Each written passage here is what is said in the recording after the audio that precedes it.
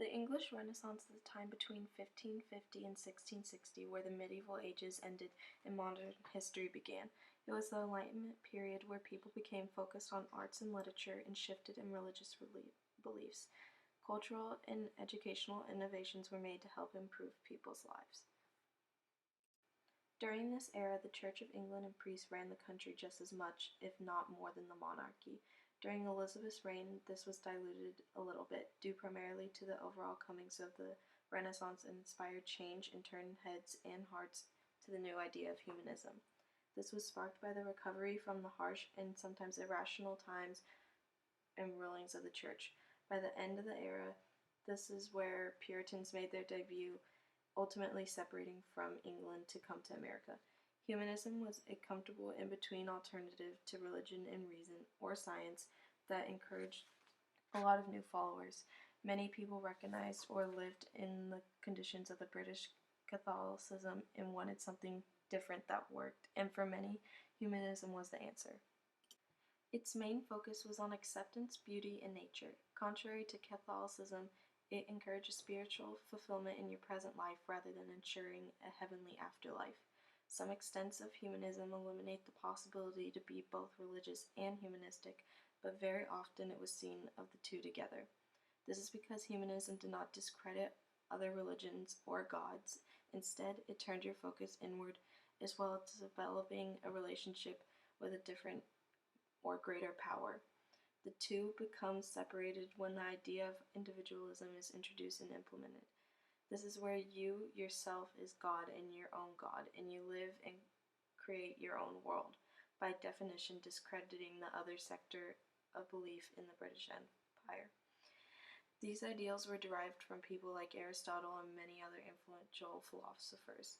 Overall, humanism gave answers to reasonable life questions where religion and science did not, and introduced a completely open-minded and full consciousness lifestyle to people who couldn't find meaning in their own. There were four classes to the English culture. At the top were the nobles, then merchants, tradesmen, and at the bottom, unskilled workers.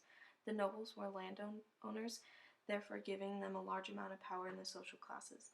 Some also served in military or office as well as royal advisors. They were also expected to be comfortably socializing and publicly speak, dance, and fight, all along with proper etiquette and manners. Below them were the merchants. The merchants did more the producing side of things, building weapons, ships, clothes, or furniture, and banking. Next were the tradesmen. These were the artists, craftsmen, and literary writers. Some owned small businesses. All of them worked for someone of a higher class system under a strict set of rules, which eliminated competition and overlap in production.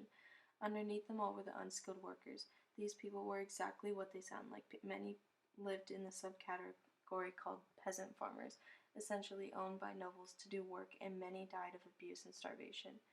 You are typically born into your class system, but are allowed to move around through marriage. However, through the Renaissance, humanistic ideas increased individual rights, which led to the blending, or in some areas complete distillation, of classes. Humanism is roughly divided into three sectors: Christian, religious, and secular. Some say that humanism is derived from Catholicism, therefore despite their contradictory values, they can go together. Christian or religious humanism is the belief of a higher God, but also that you should aspire to have a satisfying spirituality and individualism to achieve human happiness. This closely follows religious humanism, but implements the principles of whatever religion is practiced alongside with your humanistic values. Secular humanism is the belief that we, mankind, are the highest entity, therefore there is no God, and if there is one, you are God. However, all humanism sectors are focused on a spiritual achievement that dates back to some primitive ideals. During the Renaissance, this contradicted with the Church greatly, since the Church basically ran the country more than the monarchy sometimes. This made it hard for humanism to spread initially, but once it did, it helped shape the ideals and values that encouraged the Renaissance to mean what it does today, while everyone searched for their own new meaning.